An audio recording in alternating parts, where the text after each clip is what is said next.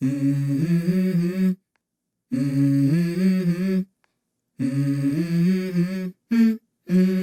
go.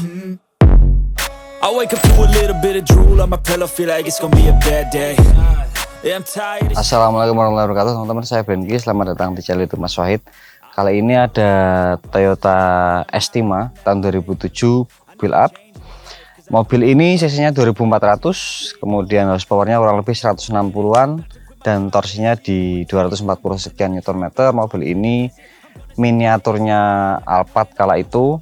Dia punya power sliding door, punya sunroof, punya moonroof, kemudian dia 7-seater, joknya bisa dimundurin sampai pol, bahkan kemudian jok belakangnya bisa dilipat. We all want things, but what you gonna do for it? How you gonna move for it? What you gonna be?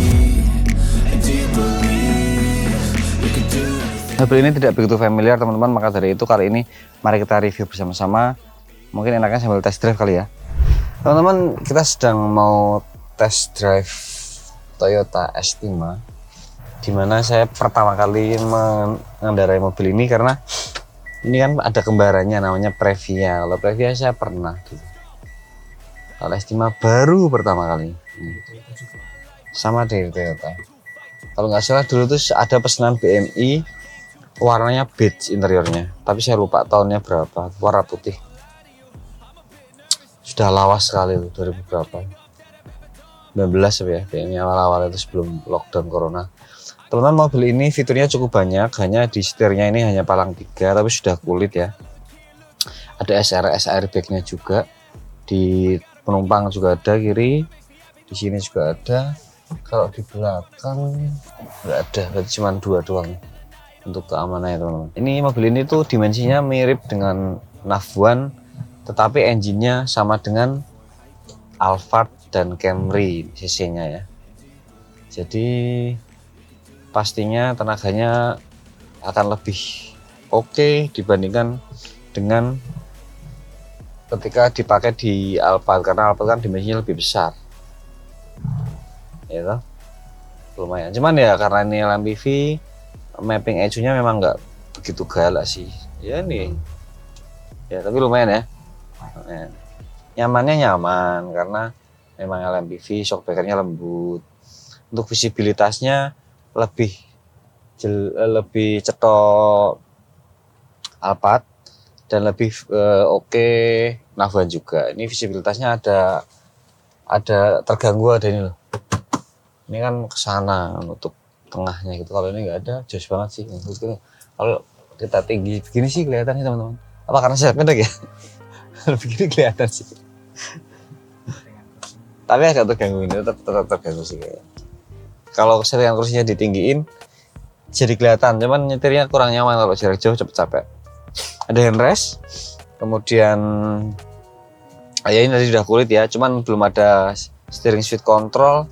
Kemudian sudah tilt steering, sudah teleskopik juga, belum ada apa namanya cruise control juga. Dan ini nggak ada tanda-tanda bisa di-upgrade nih, jadi nggak bisa di-upgrade. Kalau punya Alphard itu bisa di-upgrade. Kemudian interiornya ini sudah diganti, bentuk aslinya agak lupa saya seperti apa, mungkin mirip punyanya ini ya, Alphard kali ya. Kemudian ini nih isi AC-nya seperti ini teman-teman. Pada lepas ya, ini penyakit mobil yang sudah usia memang seperti ini. Hampir semua mobil dengan bentuk kisi-kisi AC yang kayak gini, yang ininya cuma nempel kecil banget kayak biting loh. Bahasa Jawa Indonesia apa sih biting itu? Ya lidi itu. Mana ya akhirnya itu udah pecah. Lah, untuk yang kisi-kisi AC kanan kiri juga sudah pada ambrol semua. Karena memang bentuknya kayak gitu, desainnya kurang kuat kayaknya deh. Lah, tapi di online ada ternyata. Cuman harganya mahal. Satu unit saya gini tuh kisi-kisi AC-nya tuh 1.300.000. Jadi kalau ganti 2 kanan kiri berapa tuh? 2,6. Ya kalau saya mending tak biarin. Tapi kalau orang yang mungkin pikir pengen menikmati ya dan terfungsinya maksimal ya diganti. Kalau di repair susah tuh. Susah, bisa tapi susah. Pengaturan air conditionernya sudah digital dan sudah dual zone, jadi kita bisa tuh di kanan kiri bisa beda tuh suhunya. Memang sudah mewah sekali. Ini automatic transmission 4 speed. Kita coba, ada manualnya ya, ada apa namanya, ini coba nih manualnya, hamba nggak bisa, nanti harus di sana kali ya, tapi belum ada pedal shift. Kemudian apa lagi nih, intermittennya ada untuk wipernya, lampunya sudah auto lamp, kalau gelap dia nyala sendiri. Kemudian untuk power window-nya all auto. Kemudian sudah power sliding door dan bisa di off kan lewat sini. Ada tombolnya untuk offin. Bisa pakai manual artinya ya. Kalau akhirnya sudah ngek, power sliding door-nya bisa di menaktifkan. Teman-teman, untuk desainnya itu kayak telur gitu ya. Membulat itu mirip kayak Espas, mirip kayak Zafira ya, Chevrolet Zafira. Kalau Zafira saya tapi lupa sisinya berapa itu. Kali ini kan 2,5, jadi segmentasinya kayaknya harusnya saingannya adalah Odyssey kayaknya. Gak begitu common ya. Jadi agak unik, mungkin nggak semua orang suka. Barangkali mereka suka itu karena fiturnya kali ya, dan harga secondnya. Jadi harga secondnya itu tapi 2007 ya, 2007 170-an. Menurutku tuh ya termasuk tinggi loh, karena Alphard 2007 2006 itu ya segitu udah dapat. Artinya sebenarnya bisa beli Alphard ya. Mungkin pengen yang ini agak lebih fun to drive sih teman-teman. Oke, jadi agak lebih fun to drive daripada Alphard sih. Desainnya dari belakang itu sudah pakai LED full, jadi stop lampnya dari kanan sampai kiri itu full ngeblok di belakang, dan mungkin kalau malam nyalanya bakal kelihatan mewah ya.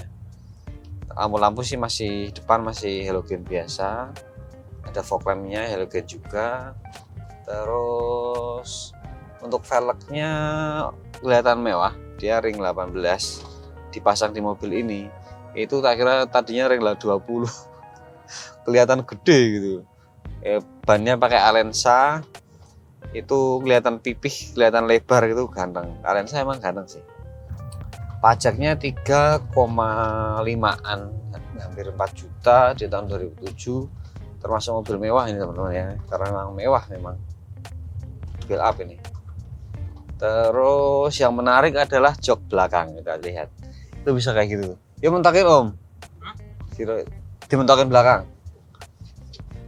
Jok nomor 2 belum mas itu. Nah itu, jadi bisa lebar banget, tengahnya bisa buat main karambol ya, bener lebar banget. Dan itu kan kita 3 baris nih sebenarnya, 3 baris, tapi yang baris paling belakang itu bisa dilipat ke dalam, artinya bisa nggak kelihatan itu loh kalau ada joknya, bisa dikeluarin juga lah.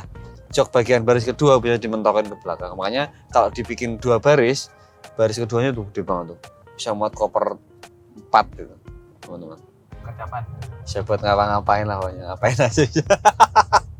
Ngapain aja.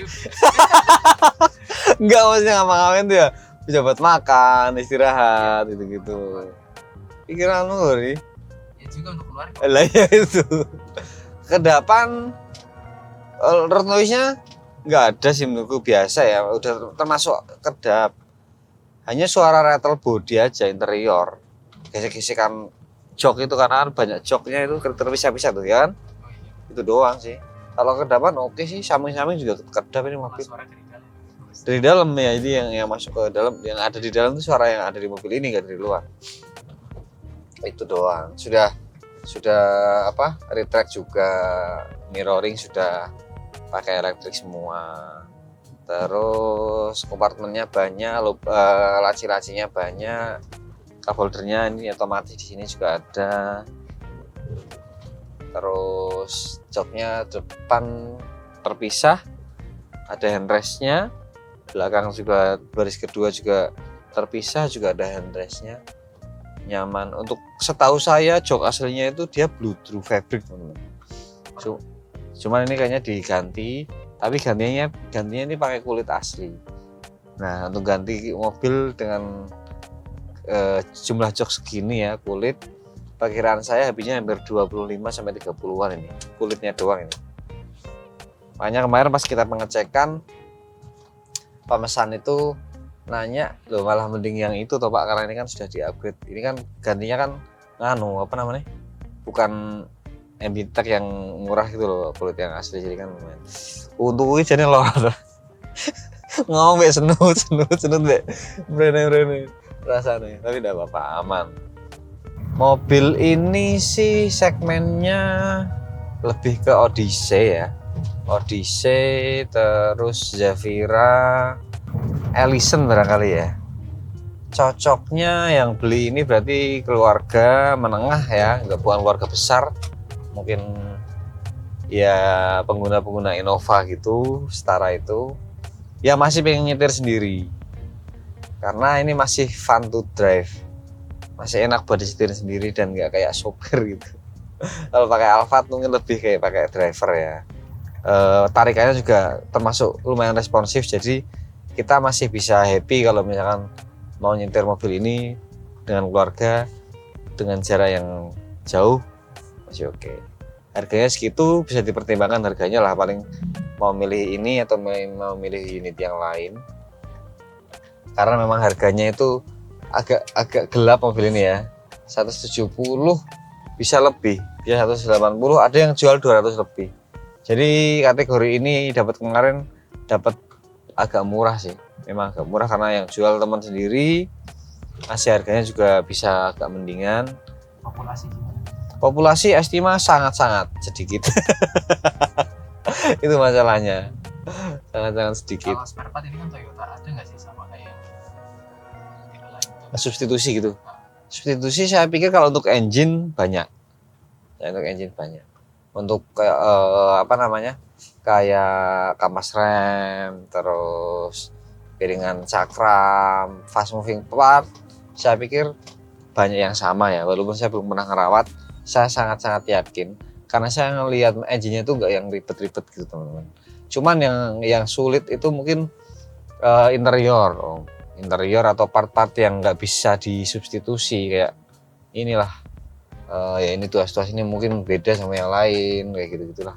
Terus kayak tadi kisi-kisi AC gitu, kayak gitu sih mungkin yang susah. Kalau kayak shock breaker mungkin masih ada yang sama.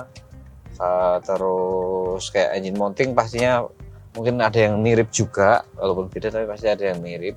Jadi sebenarnya nggak begitu khawatir soal itu, asalkan kita kreatif sih, kreatif nyari-nyari yang bisa kita substitusi itu Toyota jenis apa gitu.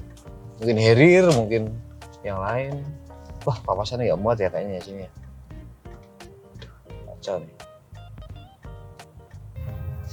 Barangnya nggak banyak, kemarin berburu itu di seluruh Indonesia cuma ada 2 Estima, jadi yang diiklankan, yang dijual maksudnya. Kalau yang punya pastinya banyak ya, ratusan mungkin. Cuman yang dijual dan yang mencari Estima juga nggak banyak di BMI.